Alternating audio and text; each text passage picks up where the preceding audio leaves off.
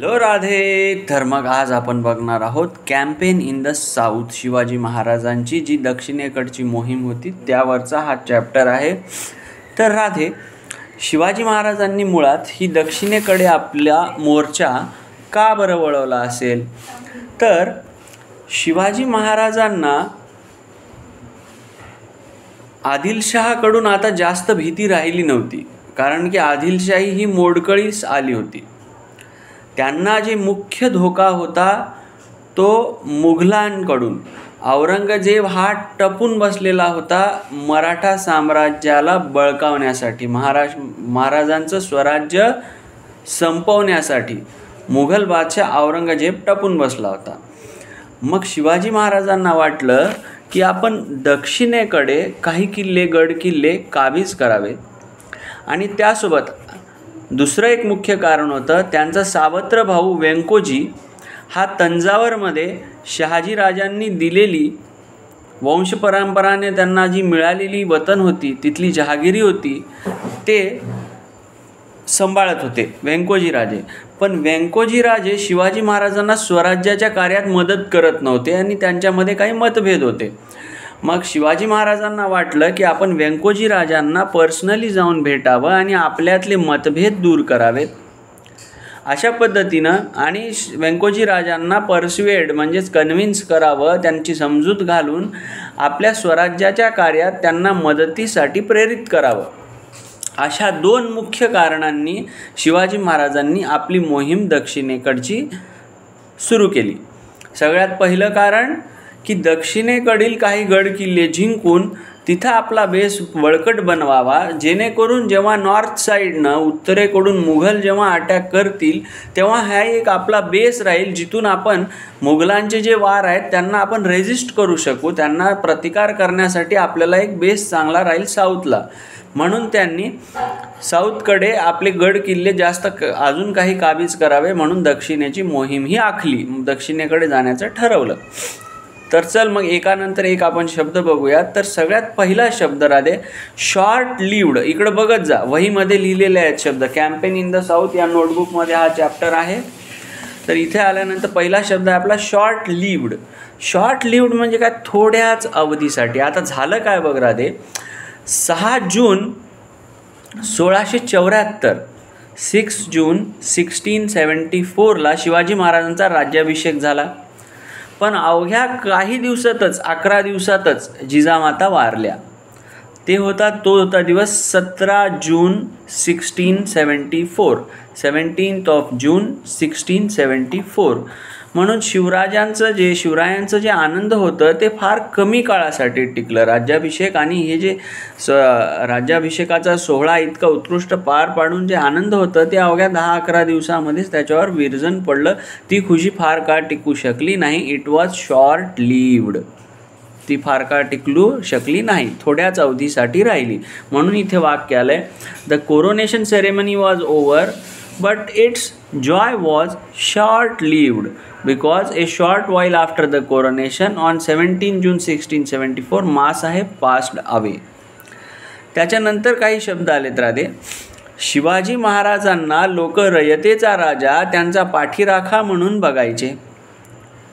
पण शिवाजी महाराज स्वतः कुठं काही अडलं नडलं मार्गदर्शनासाठी कोणाकडे जायचे? जिजामाताकडे जायचे.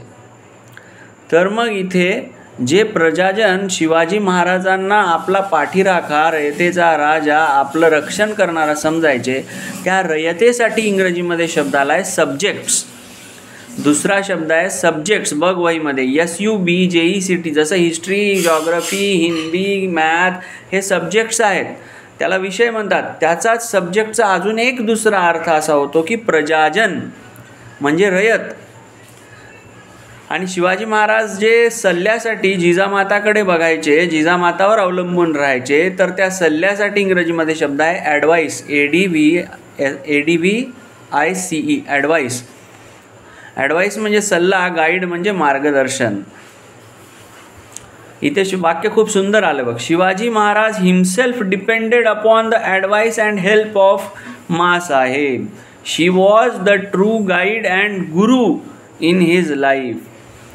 ही वॉज, आता ह्या दुःखासाठी दोन शब्द वारंवार आले. त्यांच्या जिजामातांच्या मृत्यूमुळं त्यांना दुःख झालं, खूप दुःख झालं, म्हणून त्याच्यासाठी शब्दाला ही वॉज डीपली ग्रीव्ड. आता ग्रीव हा आपण मागच्या चॅप्टरमध्ये पण शब्द बघितला होता. ग्रीव म्हणजे काय? GRIEVE. ग्रीव म्हणजे सॉरो, SORROW, या दोन्हीचा अर्थ होतो दुःख. ग्रीव आणि सॉरो या दोन्ही शब्दाचा अर्थ काय होतो? दुःख. आता ह्या ग्रीवच्या मागे लागला डीपली, म्हणजे दुःख तर आहे पण कसं आहे? खूप अत्यंत दुःखी झाले ते. He was deeply grieved at the loss of his mother, but he had very little time for sorrow. दुःख उगाळत बसायला, दुःख करण्यासाठी त्यांच्याकडे जास्त वेळ नव्हता, कारण एवढं जे स्वराज्य स्थापन केलं ते स्वराज्याचा गाडा त्यांना हाकायचा होता. But he had very little time for sorrow because he had to administer the kingdom which he had established. Establish म्हणजे स्थापन करणे. त्यांनी हे जे स्वराज्य स्थापन केलं होतं ते स्वराज्य चालवायचं होतं. या स्वराज्याचा गाडा त्यांना हाकायचा होता. दुःख उगाळत बसून, हे दुःख करत बसून त्यांना चाललं असतं का? बिलकुल नाही. म्हणून सॉरो करत बरण्यासाठी, ग्रीवमध्ये बसण्यासाठी, GRIVE, ग्रीव म्हणजे शोकाकुल होऊन बसण्यासाठी त्यांच्याकडे वेळ नव्हता. त्यांनी ताबडतोब he decided to attack Karnataka. कर्नाटकमध्ये अटॅक करायचं त्यांनी ठरवलं. He was no longer afraid of Adilshah. आदिलशाहीची त्यांना बिलकुल भीती नव्हती. इथे एक सुंदर वाक्य आलंय, ऑन इट्स लास्ट लेग्स. म्हणजे एखादी गोष्ट जेव्हा मोडकळीस येऊन ती संपण्याच्या मार्गावर आहे तेव्हा असं म्हणायचं ऑन इट्स लास्ट लेग्स, म्हणजे आदिलशाही मोडकळीस आली होती. म्हणजे Adilshahi was on its last legs. 5वा शब्द आहे वहीमध्ये, नीट डोळे उघडून बघ. पहिल्यांदा मराठीत लिहिलं वाक्य आदिलशाही मोडकळीस आली होती, त्याला इंग्लिशमध्ये लिहिलं Adilshahi was on its last legs. Legs म्हणजे पाय, म्हणजे अखेर. समजून घ्या एखाद्या प्राण्याला 10 पाय आहेत, तर तो जेव्हा अखेरच्या पायावर उभा आहे ते पाय कापलं की तो पडून जाणार. अशा पद्धतीनं आदिलशाही ही it was on its last legs. तर मग नंतर बघ पुढचा शब्द काय आला? स्वराज्याला भीती कोणाकडून होती? मग आदिलशहाकडून नव्हती. भीती कोणाकडून होती? मुघलांकडून. ते टप्पून बसले होते, ते संधीची वाट बघत होते, केव्हा अशी संधी मिळेल की ह्या मराठ्यांचं राज्य आपण बळकावून घेऊ. ही संधी औरंगजेब बघतच बसला होता. म्हणून ही जी भीती होती कोणाकडून होती? मुघलांकडून. भीतीसाठी शब्द काय आहे? Threat, THREAT. जसं घरातील अन्नधान्यास भीती कशाची आहे? उंदराची. अन्नधान्याला थ्रेट कोणाचा आहे? उंदराचं. तसं स्वराज्याला थ्रेट कोणाचा होता? THREAT. थ्रेट म्हणजे भीती. भीती कोणाची होती? मुघलांची. आणि औरंगजेब मुघलांचा राजा तो वाटच बघत होता. त्याच्यासाठी शब्द खूप वाक्य चांगलं आलेला आहे, बिडिंग हिज टाईम, म्हणजे संधीची वाट बघणे. He was bidding his time. पुढचं वाक्य वाचून दाखवतो. Mughal emperor Aurangzeb was bidding his time. मी इथे डब्बा करून लिहिलाय वहीमध्ये, BIDDING, bidding his time. Mughal emperor Aurangzeb was bidding his time to destroy the Maratha kingdom. Maratha किंगडमला निस्तेनाबूत, डिस्ट्रॉय, संपवण्यासाठी संधीची वाट बघतच बसला होता, टपून बसला होता. There was no knowing when he would attack. कुणालाच माहीत नव्हतं की तो कधी अटॅक करेल. काहीच भरोसा नाही. कधी पण तो दत्त म्हणून उभा राहायचा एवढे मोठे सैनिक घेऊन, कधी पण अटॅक करू शकत होता. And swallow the new kingdom, आणि पूर्ण किंगडम नवीन घशात घालायची त्याची इच्छा होती. Shivaji thought that this campaign would create a powerful base in the south from where he could resist the blows of the Mughals. मुघलांचे जे वार व्हायचे, आक्रमणं व्हायचे, त्याच्यासाठी शब्द आलं ब्लोज ऑफ मुघल्स. 7वा शब्द आहे BLOWS, ब्लोज ऑफ मुघल्स, मुघलांचे आक्रमण. Shivaji Maharaj thought that the campaign in south, दक्षिणेकडच्या आपल्या मोहिमेकडून आपण जे गड किल्ले जिंकू त्याच्यामुळे मुघलांचं जे आक्रमण व्हायचं त्याला आपण चांगल्या पद्धतीनं रेजिस्ट करू शकू, प्रतिकार करू शकू. पुढचे वाक्य बघ, सुंदर आहे. Shivaji Maharaj thought that the campaign in south would create a powerful base in south from where he can resist blows of Mughals म्हणजे मुघलांचे आक्रमण. आणि दुसरी पण गोष्ट होती त्यांचा सावत्र भाऊसाठी शब्द आहे step brother, STEPBROTHER, step brother म्हणजे सावत्र भाऊ. 16वा शब्द आहे पुढच्या पानावर लिहिलेला, 16वा शब्द स्टेप ब्रदर म्हणजे सावत्र भाऊ. कोण होता शिवाजी महाराजांचा सावत्र भाऊ? व्यंकोजी. तो व्यंकोजी शिवाजी महाराजांसोबत छान राहायचा का? नाही, तो त्यांना निग्लेक्ट करायचा, त्यांच्याबद्दल उदासीन होता, त्यांच्याशी नीट वागायचा नाही. त्याच्याबद्दल सुंदर शब्दाला इंडिफरन्स म्हणजे लॅक ऑफ इंटरेस्ट, केअरिंग, उदासीन, त्यांच्याबद्दल काही आकर्षण जास्त नाही. एवढा मोठा राजा, एवढा मोठा रयतेचा राजा, तर तसा जर भाऊ असता तर त्याने किती प्रेमानं राहिलं पाहिजे त्याच्यासोबत, त्याला प्रत्येक मोहिमेत किती मदत केली पाहिजे. पण व्यंकोजी राजा तसा नव्हता, शिवाजी महाराजांना मदत करायचा नव्हता. He was treating Shivaji Maharaj with indifference, उदासीन होता, त्यांच्यासोबत चांगला तो वागायचा नाही. Vyankoji treated Shivaji with indifference. म्हणून शिवाजी महाराजांना वाटत होता पण दक्षिणेला काही किल्ले काबीज करावे आणि व्यंकोजी राजाला जाऊन पर्सनली भेटावं आणि त्याला परस्युएड करावं. परस्युएड म्हणजे आपल्या स्वराज्याच्या कार्यात मदत करण्यासाठी समजावून सांगावं. अशा 2 हेतूंनी शिवाजी महाराज दक्षिणेची मोहीम घेऊन निघाले होते. त्यांच्या दोघांमध्ये जे डिस्प्यूट होते, जे मतभेद होती ते मिटवावे आणि त्यांना आपल्या स्वराज्याच्या कार्यामध्ये मदत करण्यासाठी प्रवृत्त करावं. आता दोघांमध्ये मतभेद होते, मतभेदासाठी इंग्लिश शब्द आहे डिस्प्यूट, तो आहे 9वा शब्द DISPUTE. डिस्प्यूट म्हणजे मतभेद. आणि व्यंकोजी राजे शिवाजी महाराजांना चांगली वागणूक नाही द्यायचे. Vyankoji treated Shivaji with indifference. हा 8वा वाक्य. 8व्या वाक्यामध्ये ते शब्दाला अंडरलाईन केला, इंडिफरन्स म्हणजे लॅक ऑफ इंटरेस्ट, त्याच्याबद्दल चांगलं वागणूक न देणं. डिस्प्यूट म्हणजे मतभेद. नंतर 10वा शब्दाला परस्युएड म्हणजे समजा बुझा कर किसी को राजी करना. जैसे मैंने तेरे को आज राजी किया, तू बोल रहा था किधर, तो जाएंगे खाने के लिए, कैसे, तो समझा बुझा के इधर आने के बाद फॉर्चुनेटली ब्रह्म कुमारी में ब्रह्मा भोजन भी था, तो राधे तू समझ गया. असं समजवून सांगणे म्हणजे काय? परस्युएड, PERSUADE 10वा शब्द आहे तो. अशा पद्धतीने या 2 गोष्टींच्या 2 हेतूंनी शिवाजी महाराज तिथे गेले होते. मग शिवाजी महाराज दक्षिणेकडे जायचं ठरवल्यावर त्यांनी सगळ्यात पहिल्यांदा काय केलं? कुतुबशहाला पत्र पाठवलं. मी येत आहो. कुतुबशहानं म्हणलं बिलकुल या, आम्ही तुमचं स्वागत करू. तेव्हा कुतुबशहा कोण होता? अबुल हसन कुतुबशहा. त्याची राजधानी कोणती होती? गोळकोंड्याचा तो राजा होता. गोळकोंड्याची त्याची राजधानी होती. जेव्हा शिवाजी महाराज गोळकोंड्याला गेले तेव्हा प्रजाजन असं आजूबाजूला त्यांच्यावर पुष्पांचं वर्षाव करू लागले, कारण तिथल्या लोकांनी सगळं ऐकलेलं होतं. अफजल खानाचा व शाहिस्तेखानाची फजिती, पुरंदरचा शाहिस्तेखानाची फजिती, नंतर मग आग्र्याहून शिवाजी महाराज कसे सुटून आले होते, असे त्यांच्या शौर्याच्या गाथा लोकांमध्ये चर्चिल्या जात होत्या. त्याच्यामुळे त्यांना एवढा पराक्रमी राजा आपल्या राज्यात येत आहे म्हणून ते उत्सुकतेनं त्यांचं दर्शन घ्यायसाठी सगळीकडे थांबून होते, त्यांच्यावर पुष्पाचा वर्षाव करत होते. मग आता ह्या ज्या त्यांच्या शौर्याच्या गाथा होत्या, त्यांनी जे केलेले पराक्रम होते, त्याच्यासाठी इंग्रजीमध्ये सुंदर शब्द आला एक्सप्लॉइट, EXPLOIT, 12वा शब्द आहे एक्सप्लॉइट. तसा एक्सप्लॉइटचा अर्थ होतो शोषण करणे, अन्याय करणे. आणि त्याचा दुसरा एक अर्थ आहे एक्सप्लॉइट म्हणजे शौर्याच्या पराक्रमाच्या गाथा. इथं आलंय People had heard of the death of Afzal Khan at his hands of discomfiture. Stories of his exploits were the talk of the whole country.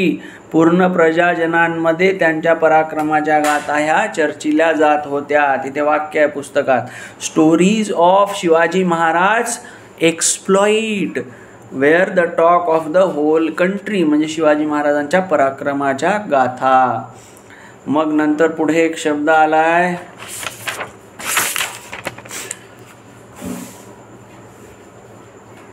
Acknowledge. आता अशा पद्धतीने कुतुबशहाने शिवाजी महाराजांचं एकदम जंगी स्वागत केलं, खूप मोठं स्वागत केलं, आदरातिथ्य केलं, सगळं केलं. आणि हे त्यांचं आदरातिथ्य स्वीकारून शिवाजी महाराज निघाले कुठे? आता तंजावरकडे, व्यंकोजी राजाकडे. आता हे जे स्वीकारणं आहे त्यांच्या आदरातिथ्याला, त्याच्यासाठी शब्द आहे ॲक्नॉलेज. ॲक्नॉलेज म्हणजे काय? स्वीकार करणे. आणि मग महाराज त्याचं आदरातिथ्य स्वीकार करून निघाले तंजावरला. तंजावरला कोणाला भेटायसाठी? व्यंकोजी राजाला. व्यंकोजी राजाला भेटण्याच्या अगोदर त्यांनी काय केलं? जिंजीचा किल्ला जिंकून घेतला. कॉन्क्वेस्ट हा शब्द आला आहे. जिंजीवर विजय. कॉन्कर हा शब्द तू ऐकलेला आहे. CONQUER. कॉन्कर म्हणजे मिळवणे, काबीज करणे. आणि कॉन्कर जी प्रोसेस आहे, कॉन्कर म्हणजे ही क्रिया आहे. आणि हे कॉन्कर म्हणजे मिळवणे. मिळवण्यासाठी काय करावं लागेल? तिथे विजय प्राप्त करावा लागेल. कॉन्क्वेस्ट त्याच्यापासून बनला कॉन्क्वेस्ट. कॉन्क्वेस्ट ऑफ जिंजी टायटलच आहे त्या पॅरेग्राफचं. Taking leave of Qutubshah. Taking leave of Qutubshah. Leave म्हणजे LEAVE हा लीव आहे. कुतुबशहाकडून निघताना, आता मला जर समजा निघायचं असेल बँकेला, मी काय म्हणेल? Radhe I will take a leave नाव. मी निघतो आता. Taking leave of Qutubshah. कुतुबशहाचा निरोप घेऊन Shivaji proceeded south and reached the east coast. पूर्व किनाऱ्यावर ते आले. To the south of the Chennai is the fort of Gingee. चेन्नईच्या, मद्रासच्या दक्षिणेला कोणता किल्ला होता? जिंजीचा किल्ला होता. तो पण अतिशय स्ट्रॉंग, अभेद्य, अगदी रायगडासारखा. तिथे आदिलशाह होता, त्याचं राज्य होतं तेव्हा. It is a big fort as big as and strong as Raigad. Shivaji besieged and captured it. शिवाजीनं त्याला वेढा घातला आणि त्याला मिळवलं. बिसिज्ड. सीज हा शब्द तर तू ऐकलेला आहेस अफजल खानच्या 2-3 चॅप्टरमध्ये. SIEGE. त्याच्याच पाठीमागे लागला बी, आणि दोन्ही समानार्थी शब्द आहेत. बिसिज आणि सीज म्हणजे एकच. वेढा घालणे, त्या किल्ल्याला चारी बाजूनं घेरून घेणे. ह्या शब्द समजून सांगण्यासाठी मी वहीमध्ये एक किल्ला काढला होता. त्याच्या बाजूला चारी बाजूनं सैनिक दाखवले होते. सीज म्हणजे काय? वेढा घालणे. आणि बिसीज हा त्याचा समानार्थी शब्द आहे. मग अशा पद्धतीनं a strong Southern base was दस क्रिएटेड. कशाच्या माध्यमातून? जिंजीच्या किल्ल्याच्या माध्यमातून एक स्ट्रॉंग बेस तिथं बनवल्या गेला. त्याच्यानंतर शिवाजी महाराजांनी वेढा घातला वेल्लोरच्या किल्ल्यावर. पण वेल्लोरचा किल्ला काही केल्या त्यांना जिंकता येत नव्हता. The siege lasted for several months. म्हणजे सीज ही काही महिन्यांपर्यंत येऊन पोचली. काही महिन्यांपासून सीज घालून सुद्धा तो किल्ला मिळवता येत नव्हता. शिवाजी महाराजांनी काय केलं? Had to train his guns on the fort from a neighbouring hill before he could conquer it. म्हणजे बाजूच्या टेकडीवर त्यांनी तोफा चढवल्या, तिथून मारा केला वेल्लोरवर आणि वेल्लोरचा किल्ला जिंकला. आणि वेल्लोरचा किल्ला पण आपल्या आधिपत्याखाली आणला. आता मी पुढे एक प्रश्न विचारणार आहे की दक्षिणेच्या मोहिमेतून शिवाजी महाराजांनी काय काय प्राप्त केलं? शिवाजी महाराजांनी खूप काही किल्ले तर प्राप्त केलेच, त्याच्यासोबत एवढी जमीन म्हणजे टेरिटरी, एवढा प्रदेश त्यांनी जिंकला की ज्याचं उत्पन्न वर्षाला जवळपास त्या काळात 20 लाख रुपये होतं. 20 लाख रुपये उत्पन्नाचं प्रदेश त्यांनी जिंकून घेतला होता. मी पुढे प्रश्न पण टाकलाय. What are Shivaji Maharaj achievements from the campaign in the south. त्यांचे उद्देश काय होते आणि त्यांना प्राप्त काय झालं? त्यांचा उद्देश होता की साऊथला काही किल्ले जिंकावेत आणि आपला स्ट्रॉंग बेस तिथे बनवावा, हा एक उद्देश. दुसरा उद्देश काय होता की व्यंकोजी राजासोबत असलेले डिस्प्यूट म्हणजे मतभेद दूर करावे आणि व्यंकोजी राजाला स्वराज्याच्या कार्यामध्ये आपल्यासोबत घ्यावं, प्रवृत्त करावं. हे 2 हेतू शिवाजी महाराज घेऊन साऊथला गेले होते. पण त्यांचा दुसरा हेतू जो आहे तो सफल झाला का? नाही. शिवाजी महाराजांनी गड किल्ले जिंकले त्या भागात आणि 20 लाख उत्पन्न असणारा प्रदेश पण जिंकला, पण आपल्या भावाला ते समजवू शकले नाही. म्हणून त्यांच्या अचिव्हमेंटमध्ये काय? He brought several forts under his rule. साऊथच्या कॅम्पेनमधून त्यांना खूप सारे किल्ले मिळाले आणि territory with an annual revenue of 20 lakhs brought under Shivaji's control from his campaign in the south. पण त्यांनी व्यंकोजी राजाला समजवू शकले नाही. त्यांचं प्लॅन होतं, 2 प्लॅन होते, 2पैकी एकामध्ये ते यशस्वी झाले, एकात ते यशस्वी झाले नाही. तर मग व्यंकोजी राजासोबत मीटिंग कशी झाली आणि व्यंकोजी राजांच्या मीटिंगचं काय झालं ते पुढच्या व्हिडिओमध्ये आपण बघूया.